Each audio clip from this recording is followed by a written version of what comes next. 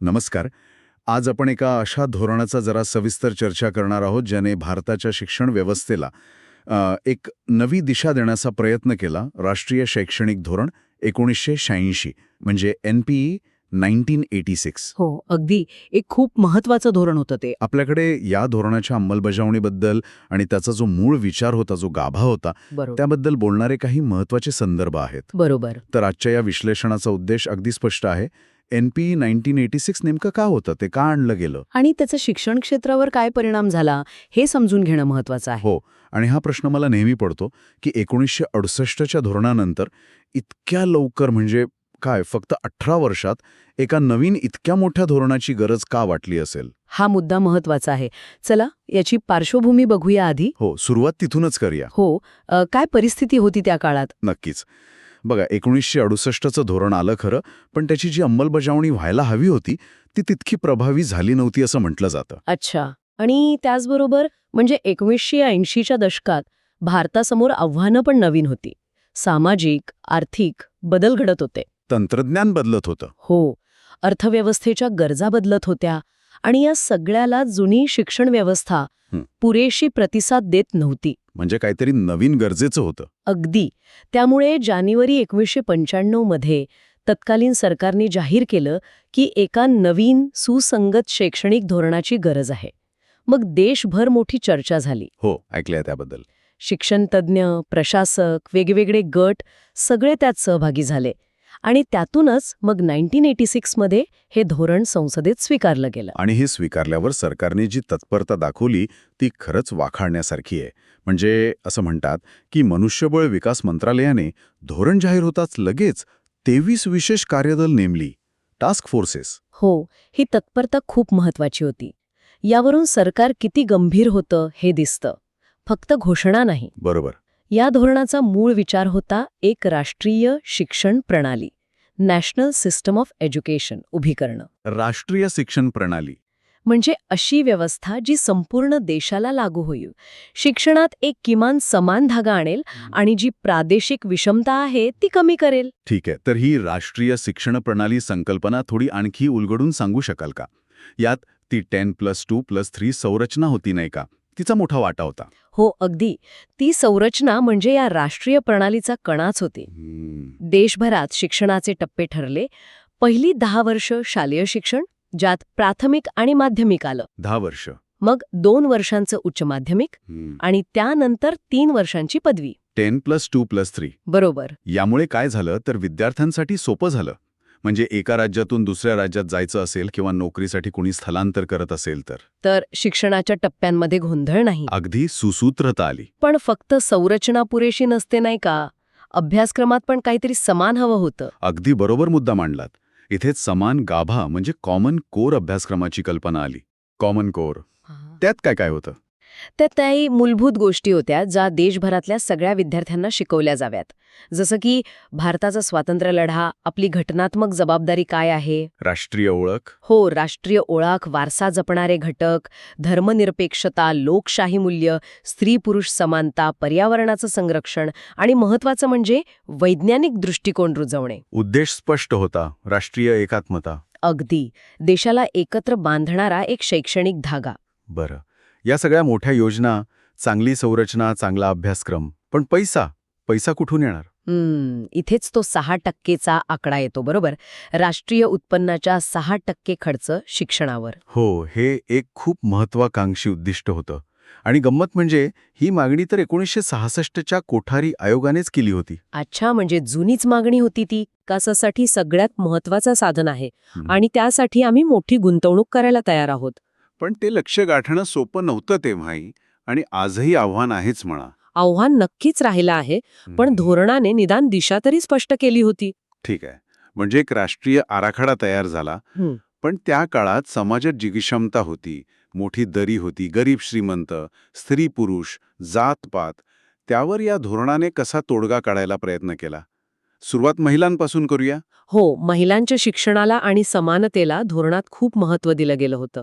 त्यासाठी एक वेगळं कार्यदल पण होतं, टास्क फोर्स 3. अच्छा. त्यांची मुख्य शिफारस होती की शिक्षणाचा उपयोग व्हायला हवा, कशासाठी? तर स्त्रियांचा सामाजिक दर्जा उंचावण्यासाठी आणि जे पारंपरिक लिंग आधारित भेदभाव आहेत, रूढी आहेत, त्यांना आव्हान देण्यासाठी. म्हणजे शिक्षण हे बदलाचं माध्यम म्हणून वापरायचं. अगदी अभ्यासक्रम, पाठ्यपुस्तकं या सगळ्यातून स्त्री-पुरुष समानतेचं मूल्य रुजवायला हवं यावर भर होता. आणि अनुसूचित जाती SC आणि अनुसूचित जमाती ST यांच्या शिक्षणाचं काय? कारण त्यांच्यापर्यंत शिक्षण पोचवणं हे तर एक प्रचंड मोठं आव्हान होतं. हो, आव्हान खूप मोठं होतं. आकडेवारीच धक्कादायक होती. म्हणजे 1978-79च्या सर्वेक्षणात असं दिसलं की देशातल्या सुमारे 1,90,000 वस्त्यांमध्ये शाळेची सोयच नव्हती. बापरे, 1,90,000. हो, त्यामुळे NPE 1986ने शाळा उघडण्यासाठी स्पष्ट निकष ठरवले. काय निकष होते? असं ठरवलं की आदिवासी, डोंगराळ किंवा वाळवंटी भाग असेल तर 200 पेक्षा जास्त लोकसंख्या असली की शाळा उघडायची आणि इतर भागात 300 पेक्षा जास्त लोकसंख्या असेल तर. म्हणजे एक निश्चित मापदंड दिला. बरोबर. यामुळे प्रशासनावर एक जबाबदारी आली. नुसतं चालणार नाही, शाळा उघडावीच लागेल. आणि फक्त शाळा उघडून उपयोग नाही, तर मुलं-मुली शाळेत यावीत, टिकावीत यासाठी वसतिगृह, शिष्यवृत्त्या अशा प्रोत्साहनपर योजनांवर पण भर दिला गेला. म्हणजे एका बाजूला वंचित घटकांना शिक्षण प्रवाहात आणण्याचा हा प्रयत्न होता, याचबरोबर अल्पसंख्याक आणि दिव्यांग मुलांसाठी पण काही विचार होता का? नक्कीच. अल्पसंख्याक गटांसाठी पण एक कार्यदल होतं, टास्क फोर्स 6, आणि दिव्यांग मुलांसाठी पण टास्क फोर्स 7. दिव्यांग मुलांसाठी काय दृष्टिकोन होता? तिथे एकात्मिक शिक्षणावर भर दिला गेला. म्हणजे काय? तर विशेष गरजा असलेल्या मुलांना शक्यतो वेगळं न ठेवता सामान्य शाळांमध्येच इतर मुलांसोबत शिक्षण घेता यावं. त्यासाठी सोयी सुविधा निर्माण करायच्या. हो, हा दृष्टिकोन होता. हे खूप महत्वाचं आहे. म्हणजे बघा, धोरण एकाच वेळी 2 स्तरांवर काम करताना दिसतंय. हो, एकीकडे शिक्षणाचं सार्वत्रिकीकरण, म्हणजे SC-ST वस्त्यांमध्ये शाळा उघडणं, सर्वांपर्यंत शिक्षण पोहोचवणं. बरोबर. आणि दुसरीकडे गुणवत्तेचा शोध. जसं आपण पुढे नवोदय विद्यालयांबद्दल बोलू, हा जो समतोल साधण्याचा प्रयत्न आहे तो इथे दिसतोय. अगदी बरोबर. आणि हाच समतोल प्राथमिक शिक्षणाच्या सुधारणांमध्ये पण दिसतो. तिची पद्धत होती त्याऐवजी शिक्षण प्रक्रिया मुलांच्या गरजा, त्यांच्या आवडीनिवडी लक्षात घेऊन असावी. कृतीतून शिकण्यावर भर होता. म्हणजे मुलांना करून बघायला मिळावं. अगदी. आणि विशेषतः जे विद्यार्थी घरातले पहिलेच शिकणारे आहेत, फर्स्ट जनरेशन लर्नर्स, त्यांच्यासाठी वेगळ्या सूचना होत्या. काय सूचना होत्या त्यांच्यासाठी? जसं की त्यांना त्यांच्या गतीने शिकू द्यावं, एकदम वर्गातल्या हुशार मुलांच्या बरोबरीने धावायला लावू नये, गरज पडल्यास त्यांना अधिक मदत करावी, म्हणजे रेमिडियल कोचिंग द्यावी. हे महत्वाचं आहे. आणि शाळेत मुलांना भीती वाटू नये म्हणून शारीरिक शिक्षेबद्दल काय भूमिका होती? Corporal punishment. त्या बाबतीत धोरण खूप स्पष्ट आणि कडक होतं. कोणत्याही प्रकारची शारीरिक शिक्षा शाळांमधून पूर्णपणे बंद व्हायला हवी. पूर्णपणे बंद? हो.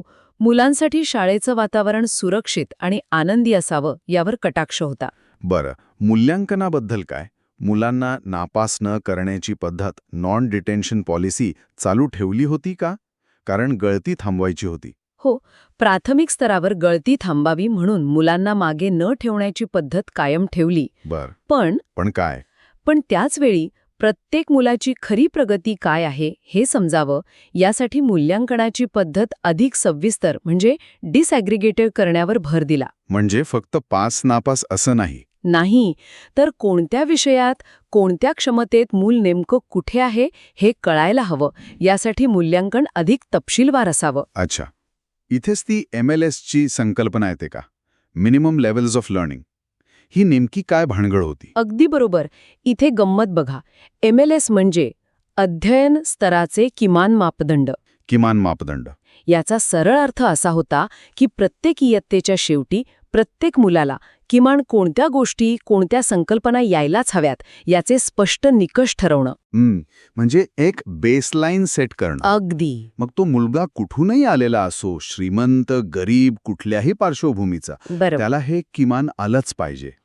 यामुळे शिक्षणाच्या गुणवत्तेला एक किमान आधार मिळाला. एक्झॅक्टली. शिक्षकांना पण कळलं की नक्की काय शिकवायचं आहे. बरोबर. आणि कशावर लक्ष केंद्रित करायचं आहे. म्हणजे उद्दिष्ट स्पष्ट झाली. MLS मुळे. पण ही उद्दिष्टे साध्य करण्यासाठी शाळांमध्ये किमान साधनं तर हवीत ना. नुसते निकष ठरवून कसं चालेल? नेमका हाच विचार ऑपरेशन ब्लॅकबोर्ड OB या योजनेमागे होता, जी 1987-88 मध्ये सुरू झाली. ऑपरेशन ब्लॅकबोर्ड, हो, हे नाव खूप ऐकलंय. ही एक मोठी योजना होती ना? हो, खूप मोठी आणि बऱ्यापैकी यशस्वी मानली जाणारी योजना ही. तिने काय दिलं शाळांना? काय होतं या ऑपरेशनमध्ये? ओबीने प्रत्येक प्राथमिक शाळेसाठी काही किमान भौतिक आणि शैक्षणिक गरजा निश्चित केल्या, म्हणजे मिनिमम एसेन्शियल फॅसिलिटीज. काय काय होतं त्यात? तर कमीत कमी 2 वर्गखोल्या ज्या व्यवस्थित वापरण्यायोग्य असतील, ऊन पावसाचा त्रास नाही होणार अशा, 2 खोल्या. कमीत कमी 2 शिक्षक, आणि त्यातही अट होती की शक्यतो एक महिला शिक्षक असावी. अच्छा, महिला शिक्षक. आणि तिसरी महत्वाची गोष्ट म्हणजे आवश्यक शिक्षण साहित्याचं एक kit, teaching learning aids TLA kit. त्या किटमध्ये काय असायचं? त्यात नकाशा, चार्ट्स, विज्ञान आणि गणिताचं सोपं साहित्य, छोट्या लायब्ररीसाठी काही पुस्तकं, खेळणी आणि अर्थातच एक चांगला काळा फळा म्हणजे ब्लॅकबोर्ड. म्हणूनच ऑपरेशन ब्लॅकबोर्ड. अगदी पायाभूत गरजा पूर्ण करण्याचा प्रयत्न. पुढे यात काही बदल झाला का? वाढवलं काही? हो, 1992चा जो कृती कार्यक्रम आला, POA 1992, त्यात याचा विस्तार केला.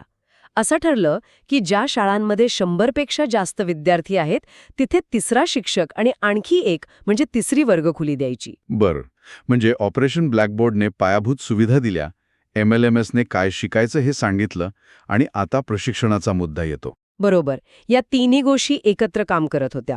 OB म्हणजे पायाभूत सुविधा, MLS म्हणजे प्रक्रिया किंवा आशय, आणि पुढे आपण बघू त्या DITs म्हणजे शिक्षक प्रशिक्षण. हा एक पद्धतशीर दृष्टिकोन होता प्राथमिक शिक्षणाची गुणवत्ता सुधारण्याचा. ठीक आहे. आता प्राथमिक शिक्षणापलीकडे बघूया. माध्यमिक स्तरावर काय महत्वाचं झालं? इथे जवाहर नवोदय विद्यालयांचा उल्लेख टाळता येणार नाही. अजिबात नाही. उत्कृष्टतेसह समता, एक्सलन्स विथ इक्विटी, हे त्यांचं ब्रीदवाक्य होतं नाही का? काय खास होतं या शाळांमध्ये? JNBSची संकल्पनाच खूप वेगळी आणि चांगली होती. या पूर्णपणे निवासी शाळा होत्या, रेसिडेन्शियल स्कूल्स. निवासी शाळा. आणि त्या खास करून ग्रामीण भागातली जी हुशार मुलं आहेत, प्रतिभावान मुलं आहेत, त्यांच्यासाठी होत्या. म्हणजे ग्रामीण प्रतिभेला संधी देण्याचा प्रयत्न. अगदी. प्रवेश पूर्णपणे गुणवत्तेवर आधारित होता. त्यासाठी एक देशव्यापी परीक्षा घेतली जाते, JNVST. ती परीक्षा मुलांची मानसिक क्षमता, तर्क करण्याची शक्ती, गणितीय कौशल्य हे सगळं तपासते. आणि आरक्षण वगैरे होतं का? हो, महत्वाचं म्हणजे किमान 75% जागा या ग्रामीण भागातील मुलांसाठी राखीव असतात. आणि शिक्षण, राहणं, खाणं, कपडे, पुस्तकं सगळं मोफत. सगळं मोफत. हं. आणि राष्ट्रीय एकात्मतेसाठी पण काहीतरी योजना होती ना त्यात? स्थलांतर योजना? हो, ती मायग्रेशन स्कीम. खूप चांगली कल्पना होती ती. 9वीच्या वर्गात असताना एका JNV मधले सुमारे 30% विद्यार्थी एका वर्षासाठी वेगळ्या भाषिक प्रदेशातल्या दुसऱ्या JNV मध्ये जाऊन शिकतात. म्हणजे कसं? उदाहरण द्याल? समजा महाराष्ट्रातल्या एखाद्या JNV मधली मुलं एका वर्षासाठी ओरिसा किंवा पंजाबमधल्या JNV मध्ये जातील आणि तिकडची मुलं इकडे महाराष्ट्रात येतील. अच्छा, म्हणजे भाषा आणि संस्कृतीची देवाणघेवाण. अगदी. एकमेकांच्या चालीरीती समजतात, भाषा थोडी कळायला लागते, राष्ट्रीय एकात्मतेला चालना मिळते. खरंच एक वेगळा आणि महत्वाकांक्षी प्रयोग होता हा. पण सगळ्यांसाठी नवोदय विद्यालय शक्य नव्हतं. मग शिक्षणाला थेट व्यवसायाशी, नोकरीशी जोडण्याचा काय विचार होता? म्हणजे व्होकेशनल एज्युकेशन. हो, व्यावसायिक शिक्षणावर धोरणात खूप भर दिला गेला होता. विचार असा होता की 10वी नंतर किंवा 12वी नंतर सगळेच विद्यार्थी पारंपरिक पदवी शिक्षणाकडे जातात. हो, ती एक मोठी गर्दी होती तिकडे. बरोबर. त्याऐवजी काही विद्यार्थ्यांनी व्यावसायिक कौशल्य शिकावीत, ज्यामुळे त्यांना पुढे जाऊन रोजगार मिळवणं सोपं जाईल. काही लक्ष वगैरे होतं का यासाठी? हो, POA 1986 मध्ये तर असं लक्ष ठेवलं होतं की उच्च माध्यमिक स्तरावर +2 लेव्हलला किमान 25% विद्यार्थी हे व्यावसायिक अभ्यासक्रमांमध्ये यावेत. 25%? हे खूप मोठं लक्ष होतं. होतं, पण व्यावसायिक शिक्षणाकडे बघण्याचा आपल्या समाजात एक दृष्टिकोन आहे, तो थोडा कमी लेखण्याचा. हो, तसंच काहीसं. एक पूर्वग्रह आहे की व्यावसायिक शिक्षण म्हणजे जणू काहीतरी कमी दर्जाचं शिक्षण. बरोबर. हां, पूर्वग्रह दूर करण्याची गरज धोरणात ओळखली होती. त्यासाठी म्हटलं होतं की व्यावसायिक शिक्षण घेतलेल्या विद्यार्थ्यांना पुढे डिप्लोमा, पदवी किंवा इतर उच्च शिक्षण घेण्याचे मार्ग पण खुले असले पाहिजेत. असं नाही की VE केलं म्हणजे शिक्षण संपलं. म्हणजे ते शेवटचं स्टेशन नसावं, पुढे ही संधी असावी. अगदी. आता जरा भाषा विषयाकडे येऊया. त्रिभाषा सूत्र, 3 लँग्वेज फॉर्म्युला. ही तर आधीपासूनच चर्चेत होतं.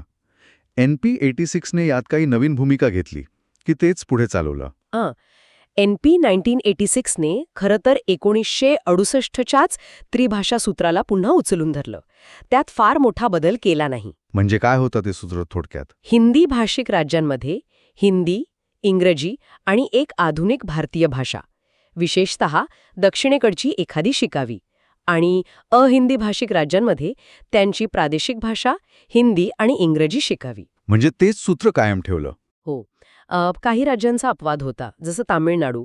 पण एकंदरीत या भूमिकेमुळे भाषिक वादावर बऱ्यापैकी राजकीय सामंजस्य राखण्याचा प्रयत्न झाला, असं म्हणता येईल. ठीक आहे. आणि जे लोक शाळेत जाऊ शकले नाहीत त्या प्रौढांचं काय? निरक्षरतेचं प्रमाण तर खूप मोठं होतं तेव्हा. हो, खूप मोठं आव्हान होतं ते. त्यासाठी 1988 मध्ये राष्ट्रीय साक्षरता mission, national literacy mission, NLM सुरू करण्यात आलं. NLM? त्याचं उद्दिष्ट काय होतं? उद्दिष्ट फक्त सही करता येणं एवढंच नव्हतं, तर कार्यात्मक साक्षरता, फंक्शनल लिटरेसी देणं होतं. कार्यात्मक साक्षरता म्हणजे रोजच्या जगण्यात वापरता येईल असं वाचता येणं, लिहिता येणं आणि साधं अंकगणित करता येणं. अच्छा, व्यवहार ज्ञान. बरोबर. आणि लक्ष ठेवलं होतं की 2007 सालापर्यंत देशाचा साक्षरता दर 75% न्यायचा. यासाठी काय पद्धत वापरली? देशभर मोठ्या मोहिमा राबवल्या गेल्या. Total literacy campaigns, TLC. मग जे साक्षर झाले त्यांच्यासाठी साक्षरतोत्तर कार्यक्रम, पोस्ट लिटरसी प्रोग्राम्स, PLP. आणि पुढे शिक्षण चालू ठेवण्यासाठी सातत्यपूर्ण शिक्षण, कंटिन्युइंग एज्युकेशन, CE. अशी एक रचना होती. यात स्वयंसेवी संस्थांचा वाटा होता का? NGOsचा? खूप मोठा. स्वयंसेवी संस्थांनी या कामात प्रचंड मोठी भूमिका बजावली. आता उच्च शिक्षणाकडे वळूया. ते सर्वांपर्यंत पोहोचावं यासाठी काही विचार केला गेला होता? हो, त्यासाठी मुक्त विद्यापीठ प्रणालीला, ओपन युनिव्हर्सिटी सिस्टम प्रोत्साहन द्यायचं ठरलं. म्हणजे ओपन युनिव्हर्सिटी? हो. 1985 मध्ये इंदिरा गांधी राष्ट्रीय मुक्त विद्यापीठ IGNOU स्थापन झालंच होतं. त्याला अधिक सक्षम करून दूरस्थ शिक्षणाचा, डिस्टन्स एज्युकेशनचा पर्याय बळकट केला गेला. त्याचा फायदा कोणाला झाला? जे नोकरी करत आहेत किंवा ज्यांना इतर कारणांमुळे नियमित कॉलेजला जाणं शक्य नाही, त्यांना शिक्षण घेण्याची संधी मिळाली. उच्च शिक्षणाचं लोकशाहीकरण झालं असं म्हणायला हरकत नाही. उच्च शिक्षणात आणखी काही सुधारणा सुचवल्या होत्या का या धोरणाने? हो, काही महत्त्वाचे मुद्दे होते, जसं की महात्मा गांधींच्या विचारांवर आधारित ग्रामविद्यापीठ, रूरल युनिव्हर्सिटी संकल्पना. ग्रामविद्यापीठ? हो, म्हणजे अशी विद्यापीठं जी स्थानिक गरजा आणि ग्रामीण विकासावर लक्ष केंद्रित करतील, तळागाळात काम करतील. ही एक वेगळी कल्पना आहे. हो, त्याचबरोबर काही चांगल्या कॉलेजेसना अधिक स्वातंत्र्य देण्यासाठी स्वायत्त महाविद्यालयांचा, ऑटोनॉमस कॉलेजेसचा दर्जा देण्याची कल्पना होती. संशोधनाला चालना देण्यासाठी UGCने काही महत्त्वाचे विषय, थ्रस्ट एरियाज निश्चित करावेत असं सुचवलं होतं. आणि वेगवेगळ्या संस्थांमध्ये समन्वय साधण्यासाठी राष्ट्रीय पातळीवर एका संस्थेचा विचारही मांडला गेला होता. आता एका जरा वेगळ्या आणि मला वाटतं थोड्या धाडसी वाटणाऱ्या कल्पनेकडे येऊया. पदवीला नोकरीपासून वेगळे करणे, डिलिंकिंग डिग्रीज फ्रॉम जॉब्स. हे काय प्रकरण होतं नेमकं? हो, हा एक खूपच महत्वाकांक्षी आणि चर्चेतला विचार होता. काय होतं त्यामागे? अनेक सरकारी नोकऱ्या आहेत, विशेषतः जिथे काही खास तांत्रिक किंवा व्यावसायिक ज्ञान लागत नाही, म्हणजे समजा क्लर्क किंवा तत्सम पदं. हो. त्यांच्यासाठी उगाच पदवीची अट ठेवली जाते. ग्रॅज्युएशन डिग्री ठेवली जाते. म्हणजे गरज नसताना अट असते. बरोबर. यामुळे काय होतं तर उच्च शिक्षणावर अनावश्यक भार येतो. अनेक जण फक्त नोकरी मिळावी म्हणून पदवी घेतात, शिक्षणात रस नसतानाही. गर्दी वाढते. हो, म्हणून प्रस्ताव असा होता की अशा नोकऱ्यांसाठी पदवीची अट काढून टाकावी आणि त्याऐवजी त्या नोकरीसाठी जी कौशल्ये लागतात ती तपासणारी एखादी स्वतंत्र परीक्षा घ्यावी. पण मग डॉक्टर, इंजिनियर, वकील यांच्या नोकऱ्यांचं काय?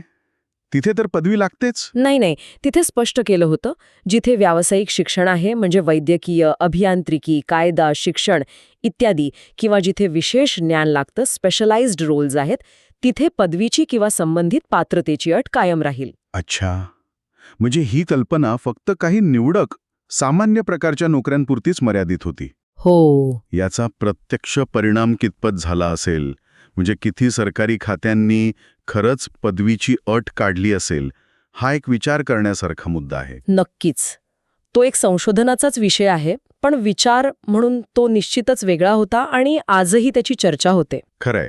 आता शिक्षणाचा दर्जा सुधारायचा असेल तर शिक्षकांची गुणवत्ता वाढायला हवी. त्याबद्दल काय केलं गेलं? उच्च शिक्षणामध्ये प्राध्यापकांच्या निवडीसाठी एक राष्ट्रीय स्तरावरची पात्रता परीक्षा सुरू करण्यात आली. नॅशनल एलिजिबिलिटी टेस्ट म्हणजे नेट. नेट परीक्षा. हो, ती आजही आहे. हो. त्याचबरोबर शिक्षकांच्या कामाचं मूल्यांकन, परफॉर्मन्स अप्रेझल करून त्यांच्या बढतीची संधी, करिअर ॲडव्हान्समेंट त्याच्याशी जोडली गेली. म्हणजे केवळ सिनियरिटी नाही, तर कामावर आधारित प्रगती. आणि त्यांच्यासाठी काही आचारसंहिता वगैरे? हो, व्यावसायिक आचारसंहिता, कोड ऑफ प्रोफेशनल एथिक्स तयार करण्यावरही भर दिला गेला होता. बरं, हे झालं उच्च शिक्षणातल्या शिक्षकांबद्दल. पण प्राथमिक आणि माध्यमिक शिक्षकांच्या प्रशिक्षणाचं काय? कारण त्यांची संख्या तर खूप मोठी आहे. अगदी बरोबर. त्यासाठी एक मोठी प्रशिक्षण यंत्रणा उभी करण्याची योजना होती. यात 2 महत्वाच्या संस्था होत्या. कोणत्या? पहिली म्हणजे DIETS, district institutes of education and training, जिल्हा शिक्षण आणि प्रशिक्षण संस्था. DIETS प्रत्येक जिल्ह्यात? हो, प्रत्येक जिल्ह्यात एक DIET स्थापन करायचं ठरलं. यांचं मुख्य काम होतं प्राथमिक शिक्षकांना प्रशिक्षण देणं, म्हणजे नोकरीला लागण्यापूर्वीचं आणि नोकरी करत असतानाचं दोन्ही. म्हणजे प्रशिक्षणाचं विकेंद्रीकरण झालं. अगदी. आणि फक्त प्रशिक्षण नाही, तर शाळांना शैक्षणिक मदत करणं, साधनं पुरवणं, स्थानिक पातळीवर शिक्षणावर छोटं मोठं संशोधन करणं, हे पण DIETचं काम होतं. आणि दुसरी संस्था कोणती? दुसरी म्हणजे ASCS, अकॅडमिक स्टाफ कॉलेजेस. आता त्यांना human resource development centres, HRDCs म्हणतात. ASCS कशासाठी होत्या? या उच्च शिक्षण स्तरावरच्या प्राध्यापकांसाठी होत्या, म्हणजे कॉलेज आणि युनिव्हर्सिटी टीचर्ससाठी. नवीन लागलेल्या प्राध्यापकांसाठी ओरिएंटेशन कोर्सेस आणि जे कार्यरत आहेत त्यांच्यासाठी उजळणी वर्ग, रिफ्रेशर कोर्सेस इथे UGCच्या मदतीने चालवले जातात. किती होत्या ह्या ASCs? 7व्या पंचवार्षिक योजनेत 1985-90 अशा 48 ASCs स्थापन झाल्या होत्या. हे सगळं 1986 मध्ये ठरलं. मोठ्या योजना आखल्या गेल्या, पण याची अंमलबजावणी कशी होते आहे हे बघण्यासाठी काही आढावा घेतला गेला होता का? नंतर काही पुनरावलोकन झालं? हो, घेतलं गेलं होतं. 1990 मध्ये आचार्य राममूर्ती यांच्या अध्यक्षतेखाली एक समिती नेमली गेली होती. राममूर्ती समिती? हो, त्यांनी या धोरणाचा सविस्तर आढावा घेतला आणि काही शिफारसी केल्या. त्यावर आधारित 1992 मध्ये तत्कालीन PV नरसिंगराव सरकारने थोडा बदल करून एक सुधारित कृती कार्यक्रम सादर केला, प्रोग्राम ऑफ ॲक्शन म्हणजे POA 1992. POA 1992. त्यात मुख्य भर कशावर होता? 1986 पेक्षा काही वेगळं होतं. मुख्य भर सामाजिक न्यायावर अधिक आक्रमकपणे दिला गेला. म्हणजे सरकारची भूमिका अधिक हस्तक्षेपवादी असावी असं म्हटलं गेलं. म्हणजे काय? महिला सक्षमीकरण, वंचित आणि अल्पसंख्याक गट यांच्या शिक्षणासाठी अधिक ठोस पावलं उचलण्यावर भर दिला गेला. उच्च शिक्षणामध्ये राज्यांमध्ये समन्वय साधण्यासाठी राज्य उच्च शिक्षण परिषदा, state councils of higher education SCHE स्थापन करण्याची शिफारस होती. SCHE? हो.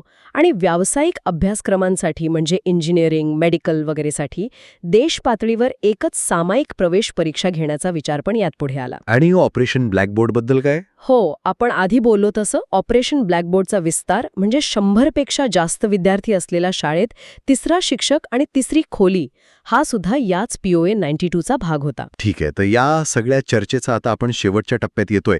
याचा जर सार काढायचा झाला तर NPE 1986 ने भारतीय शिक्षणाला काय दिलं? कोणते मुख्य स्तंभ म्हणता येतील? हो, आपण काही प्रमुख गोष्टी नक्कीच सांगू शकतो. एक म्हणजे राष्ट्रीय शिक्षण प्रणाली. अगदी एक राष्ट्रीय शिक्षण प्रणाली देण्याचा प्रयत्न केला. ती 10+2+3 संरचना, तो समान गाभा अभ्यासक्रम. बरोबर. दुसरा?